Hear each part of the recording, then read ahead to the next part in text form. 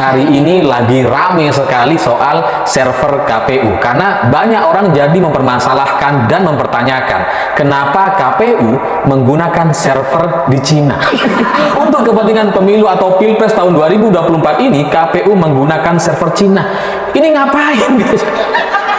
Ya awalnya saya nggak pengen komentar atau saya coba memaklumi kenapa KPU harus menggunakan server asing gitu ya, karena saya punya pengalaman soal server-serveran ini, saya paham soal apa masalah yang dihadapi oleh KPU.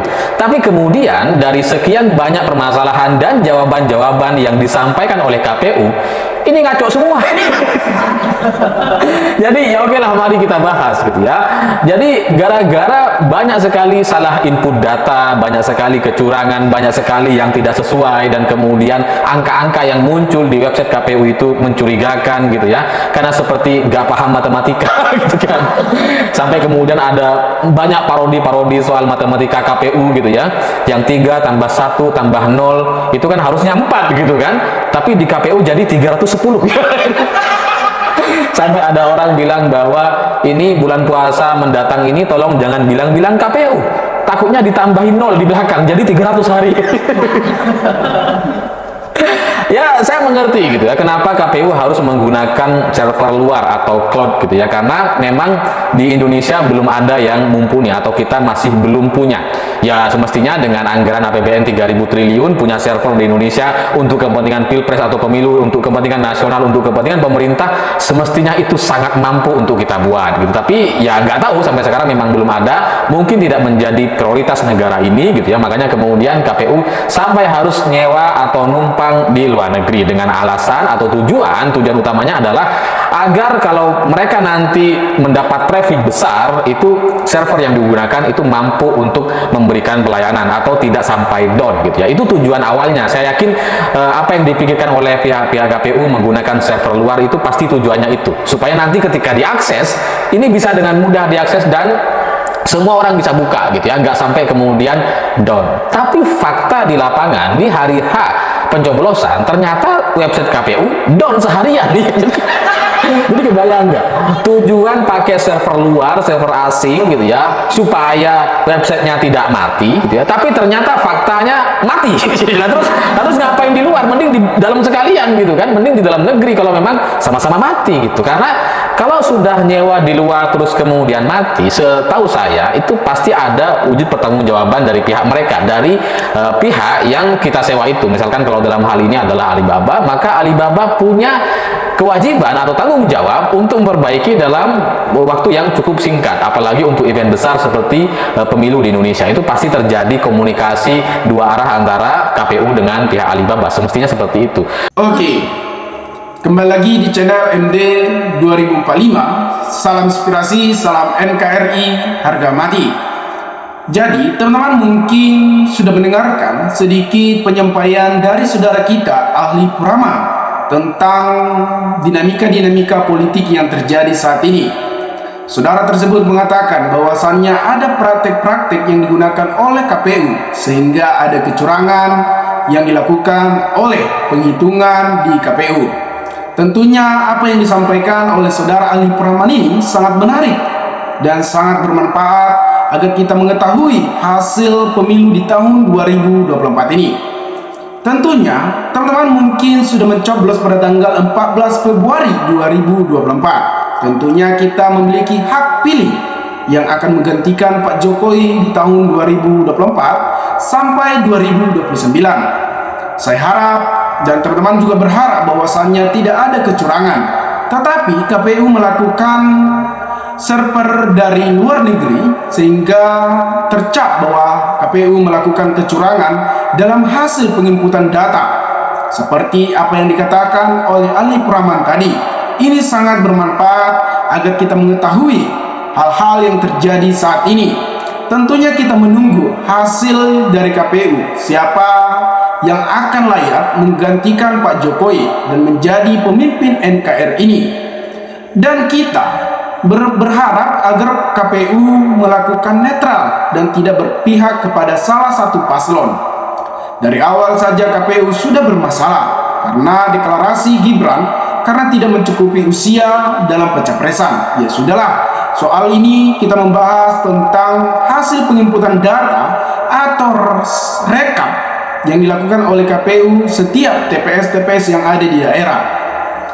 Namun, ada kecurangan atau kejanggalan hasil KPU yang telah diinput. Bahkan, KPU juga mengakui ada kesalahan penginputan data sehingga diulang penghitungan data ini.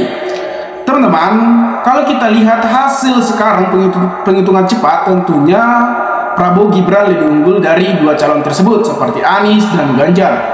Apakah yakin tidak ada melakukan kecurangan sehingga hasil dari Prabowo Gibran mencapai 65%, kalau tidak salah bahkan sampai 67%. Teman-teman, kita harap pemimpin yang menjaga NKRI ini membawa Indonesia menuju emas di tahun 2024. Kalau semisalnya KPU melakukan kecurangan berpihak salah satu paslon, ini sangat bermasalah. Ini akan merusak demokrasi Indonesia yang kita cintai ini.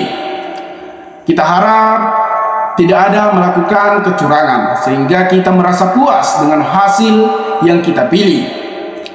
Kalau kita lihat, memang adanya agak kerumitan dalam penginputan data karena sistem secara online dan sistem yang digunakan KPU juga menggunakan server dari luar negeri seperti yang telah dibahas oleh Ali Praman tadi.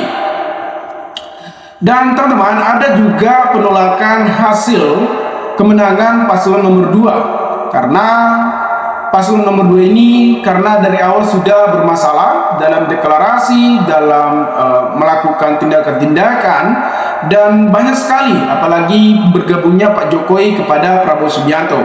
Jadi pastinya asumsi masyarakat akan lebih buruk terhadap Jokowi, bahkan ini berdampak ke KPU karena KPU masih terlibat dengan kepemimpinan Pak Joko Widodo, sehingga KPU juga tercap sebagai pemain bukan sebagai wasit dan sebagai penentu. Seharusnya KPU melakukan tindakan yang tegas dan melakukan kelugasan dan kepercayaan diri dan tidak berpihak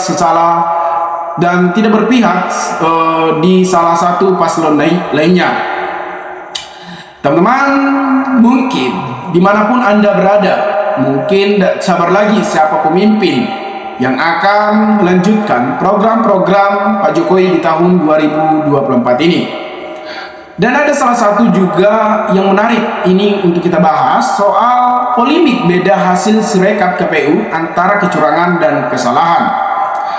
Proses pemungutan suara pemilu di tahun 2024 menyisakan benang kusut aplikasi rekap basukan Komisi Pemilu Umum atau yang disebut KPU. Menjadi sorotan lantaran temuan sejumlah galon konversi hasil penghitungan surat TPS ke dalam rekap. Hasil rekap yang ditampilkan di laman resmi KPU masih menunjukkan adanya perbedaan antara data TPS. Nah, ini adalah ada perbedaan antara hasil rekap dari KPU sedangkan TPS melebihi batas. Nah, inilah menjadi permainan-permainan. Jadi masyarakat juga tidak merasa puas dengan hasil yang diinput oleh KPU tersebut. Pastinya banyak juga pihak dari nomor 1 dan pihak nomor 3 akan menggugat kecurangan tersebut karena ini adalah pesta demokrasi yang diinginkan oleh masyarakat dan melahirkan pemimpin yang mencintai NKRI ini dan tidak mencintai orang-orang yang melakukan kecurangan dalam hasil pemilu di tahun 2024 ini. Alhasil, ini mementingkan polemik terkait penggelembungan atau penyusutan suara peserta pemilu. Mulai dari pemilihan umum presiden dan wakil presiden atau DPR RI dan DPD RI dan DPD R provinsi dan DPRD kabupaten. Klaim kecurangan hingga dugaan hasil rekam penguntungan paslon capres dan cawapres tertentu juga turut memunculkan. Nah, jadi perbedaan antara ini kan menjadi salah satu asumsi masyarakat terhadap KPU mengartikan bahwasannya ada yang permainan sehingga menuju ke salah satu paslon. Nah di sini kita melihat pada tanggal 19 Februari 2024 alias 5 hari setelah pencoblosan, lama hasil hitungan survei nasional KPU menunjukkan bahwa paslon capres dan cawapres Prabowo Subianto Gibran unggul dengan memperoleh 58% dan suara disusul Anies Baswedan 24% dan paslon Ganjar Pranowo hanya 17%. Surat data dihasilkan dari 585,681 dari 823,236 TPS di seluruh Indonesia atau 71,16% suara nasional. Nah, di sini ada perbedaan teman-teman, sehingga ini tidak masuk akal lagi. Sehingga Prabowo Subianto kan sekarang sudah mencapai 65%. Sedangkan di sini data yang dihasilkan hanya 585.661. Nah, juru bicara tim nasional Anies Baswedan menilai pembuatan rekam selama ini menjadi kontroversi. Dinilai satu-satunya cara adalah segera melakukan perhitungan manual untuk mencegah polemik baru. Nah, ini yang kita harapkan. Jadi setiap TPS mau tim TPS Ganjar, TPS Anies, tentunya mereka tidak puas dengan hasil tersebut karena beranggapan bahwasannya KPU juga melakukan kecurangan. Sementara itu juru bicara TPN Ganjar, TPN Ganjar juga berbuka suara soal hasil rekap yang dilakukan segala TPS dan yang diinput oleh KPU. Nah, Ciko, data rekap yang ditampilkan di laman KPU jelas bermasalah. Masalah ini, kata Ciko, terjadi di seluruh wilayah Indonesia, namun dengan tingkatan yang bervariasi. Misalnya, hanya bermasalah di hasil pilpres atau pilkada. Ini yang memang menjadi suatu yang cukup mengkhawatirkan, dan ini sama sekali artinya tidak bermanfaat. Nah, artinya tidak bermanfaat hasil rekap. Karena yang bermasalah ini bukan hanya data TPS dan data rekap itu tidak sama, tetapi data direkap angka bisa naik turun, kata Ciko tersebut. Nah, jadi apa yang dikatakan, yang dibahaskan oleh Ali Praman tadi, tentunya kita mengetahui lah yang terjadi saat ini. Kita juga sebagai pendukung, mau pendukung Anies, mau pendukung Prabowo, tentunya kita harus berharap bahwasannya pesta demokrasi ini tidak ada kecurangan dan melahirkan pemimpin yang memang murni dan tidak melakukan tindakan-tindakan intimidasi sehingga melakukan kecurangan. Dan ada salah satu berita yang sangat menarik, teman-teman. Ada salah satu berita soal aparat yang mengungkap adanya permainan Pak Jokowi yang menyuruh aparat untuk mendukung salah satu paslon, yaitu paslon nomor 2. Nah, disinilah ada kecurangan. Apalagi kan aparat, apalagi TNI atau Polri tidak bisa memilih menurut saya. Karena mereka adalah instansi pemerintahan yang terkait dengan negara. Jadi inilah menjadi kecurangan dan permainan-permainan yang digunakan oleh Prabowo dan Joko Widodo. Nah, teman-teman, dimanapun Anda berada, mungkin sudah lebih paham dan sudah lebih tahu apa yang terjadi saat ini. Maka berikanlah tanggapan teman-teman di kolom komentar agar kita bisa saling tukar pikiran satu antara lain. Salam inspirasi, salam NKRI, MD 2045 melaporkan.